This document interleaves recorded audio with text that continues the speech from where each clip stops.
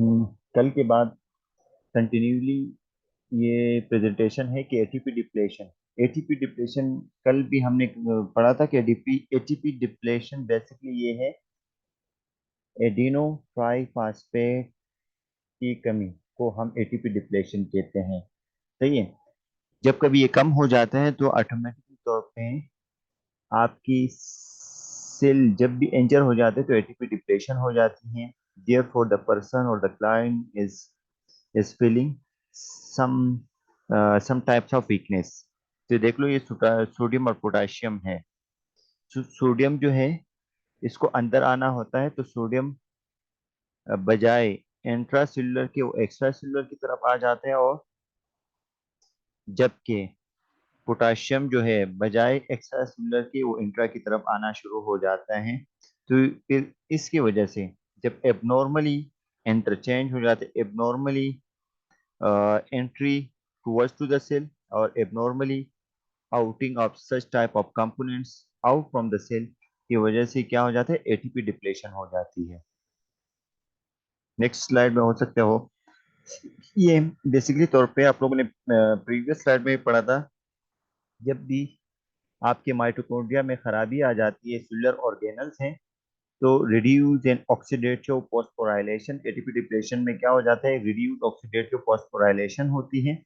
Oxygen जब भी oxygen towards to the cell कमी आ जाती है, सप्लाई और यानी oxygen supply towards to the tissue और सेल में कमी आ जाती है, तो इसकी वजह से क्या होता है, ऑक्सीडेटिव फॉस्फोराइलेशन इसको कहते हैं। ऑक्सीडेटिव फॉस्फोराइलेशन का मतलब है एक्टिवेशन, इनएक्टिव फॉर्म में आ जाती है। फिर सेल मेम्ब्रेन में क्या हो जाते हैं, रिड्यूस सोडियम पंप। हमने अभी प्रीवियस स्लाइड में पढ़ा था कि सोडियम पंप में कमी आ जाती है। अगर फॉर एग्जाम्पल इसको 6 मॉलिक्यूल ऑफ सोडियम को एंटर होना है या पंप होना है, वो बजाय 6 के वो 3 हो जाती है, तो this is known as reduce sodium pump. और sodium and water enter the cell. इसकी वजह से क्या होता है, सोडियम और वाटर जो है, पानी जो है सेल के अंदर हो जाता है, और इसकी वजह से पोटाशियम एग्जिट हो जाते हैं। यानी सोडियम एंटर होगा तो पोटाशियम एग्जिट होता है। सही है। और इसके बाद दूसरा तीसरा जो है एबनॉर्मल रिएक्शन है, वो हमारे पास इसके बाद हमारे पास कौन सा, एंडोप्लाज्मिक रेटिकुलम डायलेट हो जाते हैं, और सेल इसकी वजह से स्वेल्स हो जाते हैं। डिक्रीज एटीपी, अगर हम नेक्स्ट स्लाइड में पढ़ते हैं तो डिक्रीज एटीपी एडिनो ट्राइफॉस्फेट में कमी की वजह से क्या होता है, रफ एंडोप्लाज्मिक रेटिकुलम अपना राइबोसोम, जो राइबोसोम इसके साथ अटैच होता है, बेसिकली तौर पे विदाउट राइबोसोम जो है वो एंडोप्लाज्मिक रेटिकुलम होते हैं, ईआर होता है। इसको रफ कौन बनाते हैं, इसको राइबोसोम बनाते हैं। लेकिन due due to the decrease in ATP production की वजह से रफ एंडोप्लाज्मिक रेटिकुलम अपना राइबोसोम लूज कर लेते हैं। आपने पढ़ा था कि राइबोसोम का काम क्या है, प्रोटीन सिंथेसिस। जब ये रफ एंडोप्लाज्मिक रेटिकुलम से राइबोसोम लूज होगा तो प्रोटीन सिंथेसिस नहीं होगा। इस तरह structure protein membrane cytoskeleton enzyme depletes. जब स्ट्रक्चर प्रोटीन और प्रोटीन सिंथेसिस नहीं होते तो एंजाइमेटिक एक्टिविटी भी कम हो जाती है। सही है। नेक्स्ट में हमारे पास जब भी ये मजीद, ये तकरीबन एक ही सिलसिला जारी व सारी है, बार बार रिपीट हो रहा है। जब माइटोकॉन्ड्रिया डिमेज हो जाता है, जो which is the cellular organelles, और माइटोकॉन्ड्रिया का काम क्या होता है, एटीपी का स्टोरेज करना होता है, और प्रोडक्शन भी यही करते हैं यहाँ। तो mitochondria are the critical player and cell injury, ये बोले कि क्रिटिकल प्लेयर है सेल इंजरी में, ये इसका अहम किरदार होता है। अगर ये सही काम नहीं करते तो सेल इंजरी आसानी से हो जाती है। They supply life sustaining energy by producing ATP. ये क्या करते हैं, लाइफ सस्टेनिंग एनर्जी, लाइफ को बरकरार रखने वाली एनर्जी को प्रोड्यूस करता है, जिसको हम क्या कहते हैं, एटीपी कहते हैं। माइटोकॉन्ड्रिया डैमेज हो जाता है, इसकी वजह से formation of high conduct high conduct conductance channel है। सही है। माइटोकॉन्ड्रिया जो है हमारे पास क्या है, हाई कंडक्टेंस चैनल है।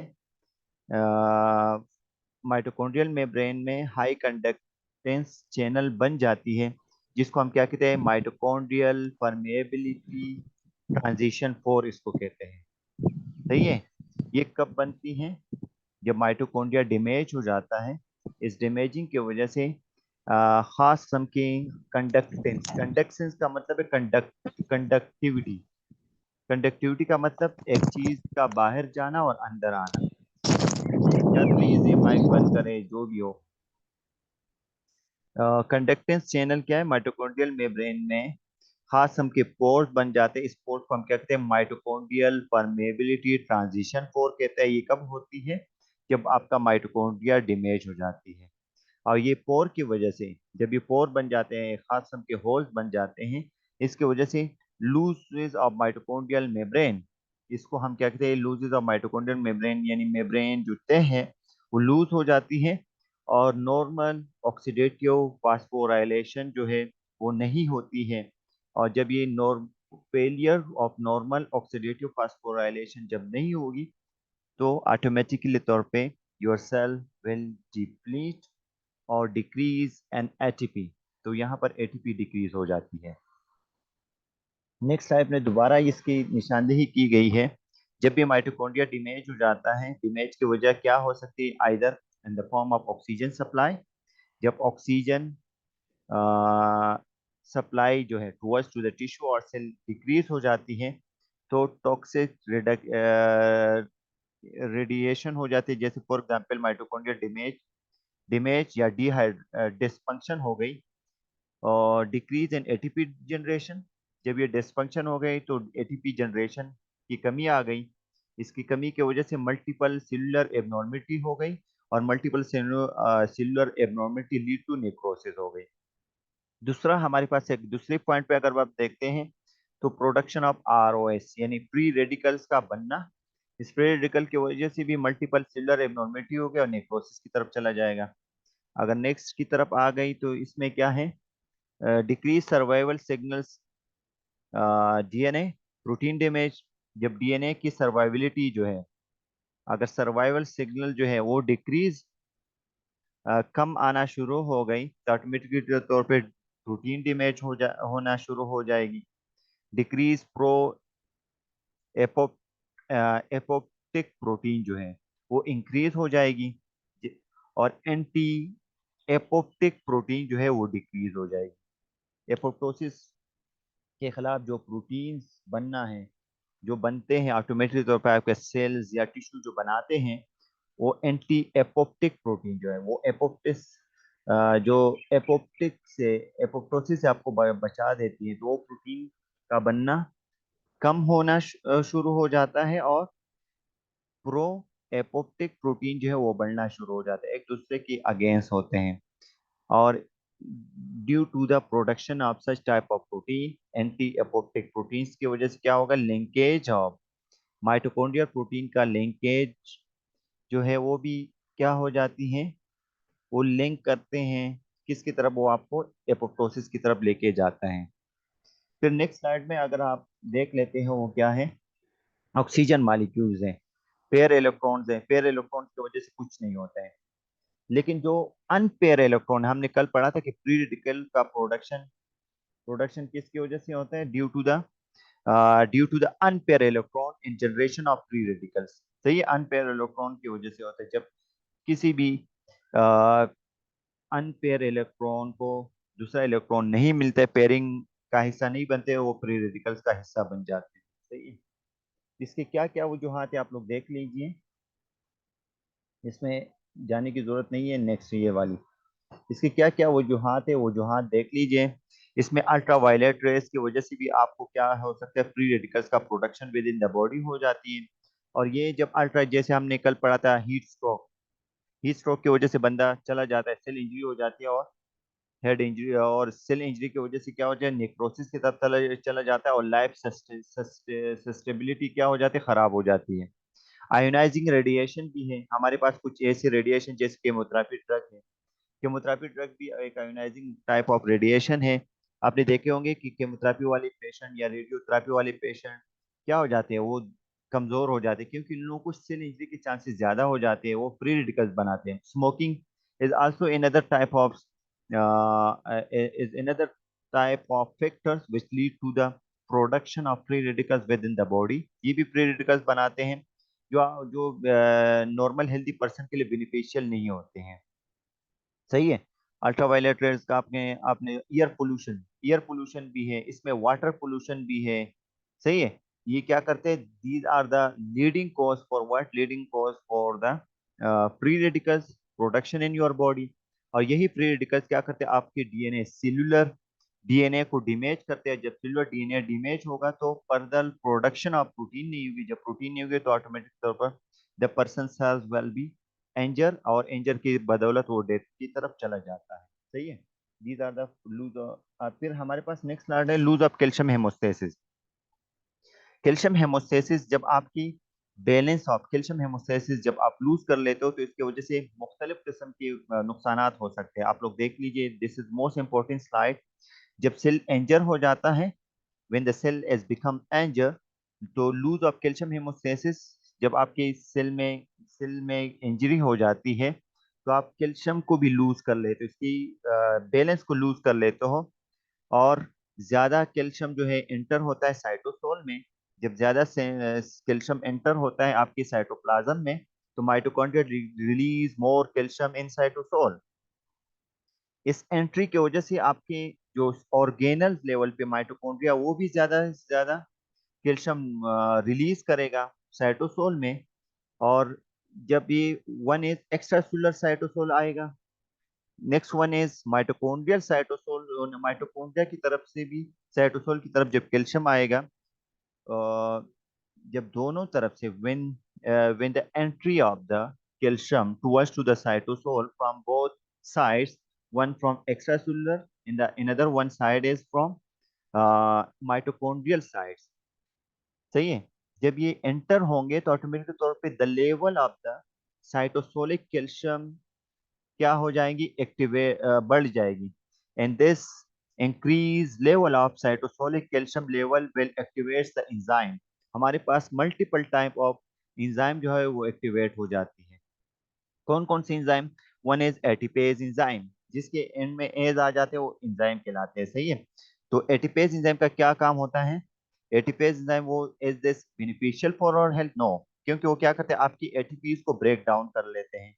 एटीपी जब ब्रेक डाउन होगा तो आपके लिए मुफीद नहीं होगा। इसी तरह जब cytosolic calcium increase, cytosolic calcium activate करता है, कौन सी एंजाइम को एक्टिवेट करते हैं, phospholipase enzyme. What's the function of phospholipase enzyme, वो क्या करेगा, डिक्रीज एंड डैमेज फास्फोलिपिड्स। आपकी मेम्ब्रेन में जो फास्फोलाइपेज एंजाइम वो क्या हो जाता है, फास्फोलाइपेज जो है डिक्रीज करते हैं और डिमेज करते हैं फास्फोलिपिड्स को। सही है। और इसकी वजह से मेम्ब्रेन डिमेज हो जाते हैं of all the organelles, either either Golgi bodies, Golgi apparatus है, एंडोप्लाज्मिक रेटिकुलम, जिस चीज की भी मेम्ब्रेन है उसको डिमेज करता है। कौन, phospholipase enzyme, due to the decrease level of phospholipid enzyme. और ये फास्फोलिपिड्स को कौन डिक्रीज करता है, फास्फोलाइपेज एंजाइम। और ये फास्फोलाइपेज एंजाइम कब कब रिलीज होना शुरू हो जाता है, due to the increase cytosolic calcium. सही है। इंक्रीज ऑफ साइटोसोलिक कैल्शियम जो है कौन कौन सी एंजाइम को एक्टिवेट कर लेते हैं, रिलीज करते हैं, फास्फोलाइपेज एंजाइम को। तीसरा, हमारे पास साइटोसोलिक कैल्शियम जो है इसकी इंक्रीज लेवल की वजह से, जब आपकी साइटोप्लाज्म में कैल्शियम जो है इंक्रीज हो जाते हैं due to the cell injury, वो दूसरा एंजाइम एक्टिवेट करता है, रिलीज करते हैं, उसका नाम है protease enzyme. What's the function of protease enzyme, वो मेम्ब्रेन प्रोटीन को डिस्टर्ब कर लेते हैं। जब मेम्ब्रेन प्रोटीन डिस्टर्ब होगा, इसकी वजह से भी मेम्ब्रेन, ऑल द मेम्ब्रेन जो है वो क्या हो जाते हैं, ऑर्गेनल्स की मेम्ब्रेन जो है वो डिमेज हो जाते हैं। इसी तरह साइटोसोलिक कैल्शियम जब इंक्रीज हो जाते हैं वो एक्टिवेट करता है कौन सी एंजाइम को, endonuclease enzyme. What's the function of endonuclease enzyme, endonuclease enzyme जो है वो न्यूक्लियर क्रोमेटिन नेटवर्क यानी डीएनए नेटवर्क को क्या करते हैं, डिमेज कर लेते हैं। So these are the such type of four types of enzymes which is abnormally activates